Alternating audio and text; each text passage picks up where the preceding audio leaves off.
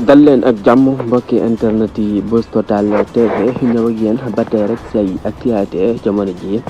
moo di ay ndaw yu commencé génn rek di défendre ki nga xamante ne si ne moo di seen candidat doon président Ousmane Sonko ginnaaw ba nga xamante ne si ne arrêté nañ ko te ñoom it ñu bëree bëri jàpp na rek lii ñu arrêté seen candidat bi di président Ousmane Sonko jàpp nañ na du dëgg du yoon parce que bëgg a jaay doole rek xañ ka rek li nga xamante ne si na moo di élection yi 2024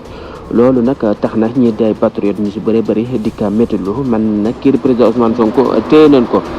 booba léegi nag li jaaxal nit ñi ñoom si bëri ñiy wax na rek booba léegi kii di président Ousmane Sonko mi ngi génn di wax kenn teewu ko ñu xaar ba élection yi jub si rek ñu daal di koy téye ñu si bëri bëri tamit di xel ñaar ndax président dina bokk si élection yi 2024 wala du si bokk ñoom nag leen rek la ñuy wax naan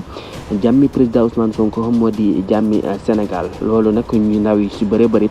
di faral di ko dugal seen i statut di ko xamle di wax lu mel noonu ba tax na ñu si bëri bëri seen xel di ñaaw njortu ndax président bu su ko bàyyiwul ndax ay élection yu normal dina am fii si réewum Sénégal.